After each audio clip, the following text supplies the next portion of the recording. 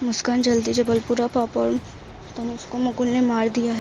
मुस्कान जल्दी जबलपुरा पापड़ तनुष को मुकुल ने मार दिया। आरोपी ने 15 मार्च को इस दोहरे हत्याकांड को अंजाम देने से पहले पूरी रात हथियार और डेड बॉडी कवर करने के लिए पॉलीथीन जैसे साजो सामान जमा किया। लेकिन कुछ और भी है जो बताता है कि नाबालिग ने पहले भी अपने पिता के खिलाफ जाकर अपने बॉयफ्रेंड मुकुल सिंह की मदद की। तो क्या 14 साल की नाबालिग अपने ही पिता और भाई की जघन्य हत्या में शामिल है? जबलपुर में रेल कर्मी राजकुमार विश्वकर्मा और उसके 8 साल के मासूम बेटे की हत्या के मामले में रेल कर्मी की बेटी और आरोपी मुकुल सिंह अब तक फरार है। सीसीटीवी फुटेज से खुलासा हुआ है कि इस वारदात को पूरी साजिश के साथ अंजाम दिया गया।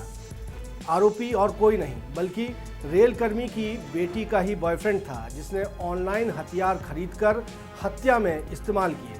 सीसीटीवी फुटेज से खुलासा हुआ है कि हत्या से पहले आरोपी ने पूरी रात हथियार, डेड बॉडी कवर करने के लिए पॉलीथीन सहित हत्या में ज़रूरी साजो सामान इकट्ठे किए थे। आरोपी इतना शातिर था कि वो ग्लव्स पहनकर फ्लैट में दाखिल हुआ था ताकि मौका वारदात पर उसके फिंगरप्रिंट ना रहने पाए। सबसे बड़ी बात, हमारे पास वो सबूत है जो ये बताते हैं कि रेलकर्मी की बेटी ने पहले भी आरोपी का बचाव किया था। रेलकर्मी की बेटी के बयानों के ही आधार पर आरोपी मुकुल सिंह जेल से जमानत पर रिहा हुआ था और जेल से बाहर आते ही उसने रेलकर्मी और उसके 8 साल के मासूम बेटे की हत्या कर दी। जबलपुर में रेलवे की मिलेनियम कॉलोनी में रहने वाले राजकुमार विश्वकर्मा और उनके 8 साल के बेटे तनिष्क को 15 मार्च की सुबह घर में घुसकर मौत के घाट उतार दिया गया था। रेलकर्मी की 14 साल की बेटी ने हत्या के बाद अपनी एक चचेरी बहन को मोबाइल पर वॉइस मैसेज भेजकर कहा था कि मुकुल ने पापा और भाई की हत्या कर दी है। मुस्कान जल्दी जबलपुरा पापड़ तनुष को मुकुल ने मार दिया है। मुस्कान जल्दी जबलपुरा पापड़ तनुष को मुकुल ने मार दिया है। आरोपी और मृतक की बेटी करीब 4 घंटे तक मौकाए वारदात यानी रेलकर्मी के घर पर ही रुके रहे। राजकुमार को धारदार हथियारों के वार और सिर पर सिलेंडर पटक कर मौत के घाट उतारा गया था और 8 साल के तनिष्क को गला दबाकर मार दिया गया था। राजकुमार की लाश घर में ज़मीन पर थी और तनिष्क का शव घर के फ्रिज में ठूंस दिया गया था। जब पुलिस मौके पर पहुंची तो घर में मृतक की बेटी नहीं मिली। मृतक की नाबालिग बेटी का बॉयफ्रेंड इसी कॉलोनी में रहता था और वो भी वारदात के बाद घर से नदारद था। सीसीटीवी फुटेज से खुलासा हुआ कि मृतक की नाबालिग बेटी का बॉयफ्रेंड मुकुल सिंह वारदात के करीब 4 घंटे बाद अपने स्कूटर से कॉलोनी से बाहर निकल गया, जिसके पीछे पीछे मृतक की बेटी भी घर में पिता और भाई की लाश को छोड़कर पैदल निकली और आरोपी के साथ स्कूटर पर बैठकर कहीं निकल गई। आरोपी ने पुलिस को गुमराह करने में कोई कसर नहीं छोड़ी। मिलेनियम कॉलोनी से निकलने के बाद उसने अपना स्कूटर जबलपुर के मदन महल स्टेशन के बाहर छोड़ दिया और दोनों पिछले रास्ते से बाहर निकलकर एक ऑटो में बैठकर बस स्टैंड पहुंच गए।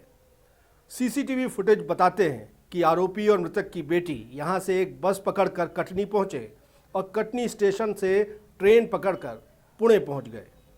दोनों ने पुणे के एक रेस्टोरेंट में खाना खाया, जिसका बिल आरोपी मुकुल ने ऑनलाइन चुकाया। पुलिस ने जब मुकुल के बैंकिंग ट्रांजैक्शन जांचे तो पता चला कि उसके खाते में छत्तीसगढ़ से 30,000 रुपये भेजे गए हैं। तो क्या किसी तीसरे को भी मालूम है कि दोनों कहां हैं? ये पता लगाने के लिए जबलपुर पुलिस छत्तीसगढ़ में भी जमाकर्ता को तलाश रही है।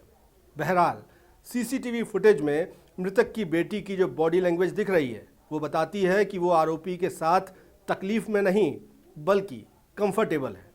तो क्या 14 साल की नाबालिग अपने ही पिता और भाई की जघन्य हत्या में शामिल है? इसका जवाब तो पुलिस इन्वेस्टिगेशन में मिलेगा, लेकिन कुछ और भी है जो बताता है कि नाबालिग ने पहले भी अपने पिता के खिलाफ जाकर अपने बॉयफ्रेंड मुकुल सिंह की मदद की थी। दरअसल सितंबर 2023 में आरोपी मुकुल सिंह और मृतक की बेटी साथ में कहीं भाग गए थे। नाबालिग बेटी की तलाश में उसके पिता राजकुमार विश्वकर्मा ने 29 सितंबर 2023 को आरोपी मुकुल सिंह के खिलाफ अपहरण, रेप और पॉक्सो एक्ट की धाराओं में एफआईआर दर्ज करवाई थी। पुलिस ने दोनों को तलाश कर मुकुल को जेल भेज दिया था, लेकिन कोर्ट में नाबालिग अपने बयानों से पलट गई। जबलपुर हाईकोर्ट की ऑर्डर शीट बताती है कि मृतक की बेटी ने आरोपी के साथ अपनी मर्जी से जाने और रिलेशन बनाने का बयान दे दिया, जिसके आधार पर कोर्ट ने आरोपी मुकुल को जमानत दे दी। जेल से जमानत पर छूटे मुकुल ने 15 मार्च को राजकुमार विश्वकर्मा के घर में घुसकर उसकी और उसके 8 साल के मासूम बेटे की हत्या कर दी थी। तब मुकुल सिंह के वकील रहे मनीष दत्त का कहना है कि मृतक की बेटी के बयानों के आधार पर ही कोर्ट ने मुकुल सिंह को जमानत पर रिहा किया था। मुकुल कुमार सिंह की रेगुलर जमानत की अर्जी मध्य प्रदेश उच्च न्यायालय में सुनवाई हुई थी। उस केस में मैं अधिवक्ता के रूप से उसके ओर से हाजिर हुआ था। मैंने बहस की थी। उसको 376 के मुकदमे में गिरफ्तार किया गया था।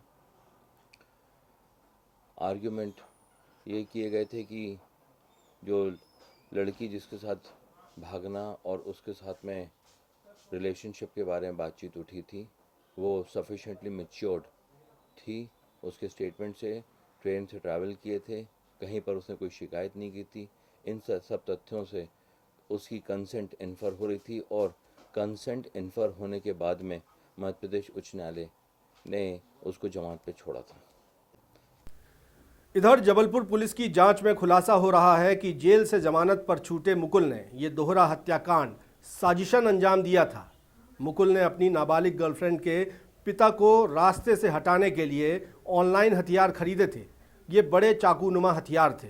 पुलिस ने जब आरोपी के घर की तलाशी ली तो उसके घर से एक हथियार मिल गया, लेकिन दूसरा हथियार गायब था, जिससे संभवतः इस हत्याकांड को अंजाम दिया गया।